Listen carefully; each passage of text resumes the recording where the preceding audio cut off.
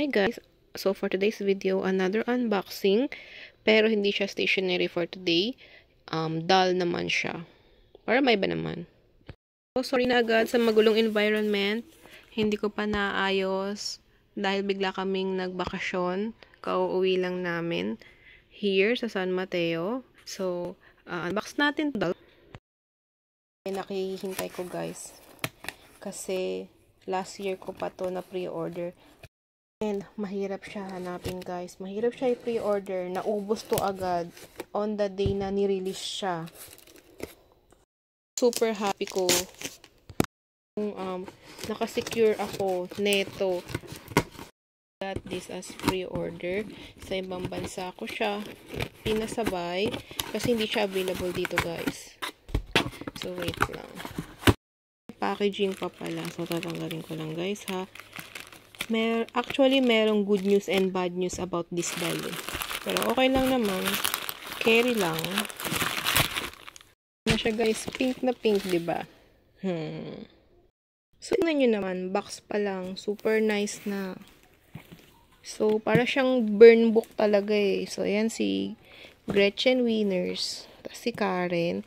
Ito, mabubuo niya kasi yung burn dito. Sila kasi yung dalawang na-release na huli. So, nauna si KD, sumunod si Regina, tapos silang dalawa. So, yan. Tatanggalin ko muna itong plastic.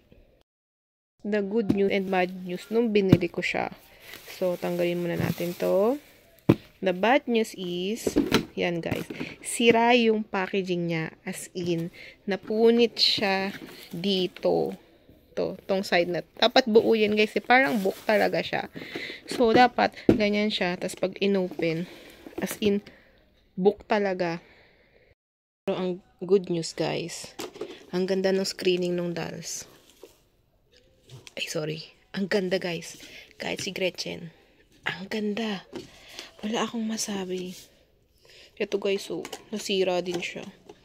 Basag yan eh. Yung kay Karen, pwede pa. Kasi wala siyang basag dito. Pero ito, diba? Natanggal talaga siya. Tapos ito. Basag talaga siya eh. Yun. Another good news is, I got this for a lower price talaga. Kasi mahal to guys. Dapat ibabalik na to nung nagbilhan ko. Pero naisip niya itanong sa akin kung kukunin ko daw ba. Ang alam ko na offer niya to dun sa iba na nakapagpa-pre-order nung Regina. Yung kasi yung una naming nakuha. Pas, tinanggihan ata nila kasi sira nga yung box. Ako, nung una, gusto ko din tanggihan. Pero, mahirap na kasi makakuha. Chinek ko sa eBay. Ang mahal na nung mga ganito. So, ang una kong tinanong, ma'am, okay ba yung face nung dolls? Yung accessories, complete, wala bang problema? Sabi niya, wala. So, nag-send siya ng video, nag-send siya ng photos. Sabi ko, ma'am, wala na akong pakialam dun sa dun sa lalagyan. Kasi, ang hirap na talaga kumuha. So, nung sabi niya, sige ma'am, sa'yo na. So, yun, finally, nakuha ko siya. OA na, but OA. Basta, I didn't like it. Super happy ko nung nakuha ko to guys. As in, naku. Sabi nga ni ma'am, may chance pa daw ba? Na baka mapadikit ko. Sabi ko, hindi na ma'am, okay na kahit hindi ko na siya madikit. Basta okay yung dolls. Ano pa siya ng dalawa, diba? Parating na si Regina. Tapos, si KD, kaka-get lang ni ma'am ulit yung binilhan ko nito. In-offer niya sa akin. So, complete na sila. Pero si KD, sa July pa siya dadating. Gusto ko lang i-share. Sorry kung magulo yung pag-video, pagkukwento, or whatsoever. I just want to share my happiness kasi I got them. Super happy ko. Dahil, favorite ko ang Mean Girls movie. Basta!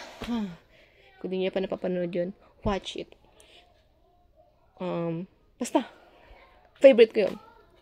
So, that's it for today's video. Thank you guys. Bye-bye!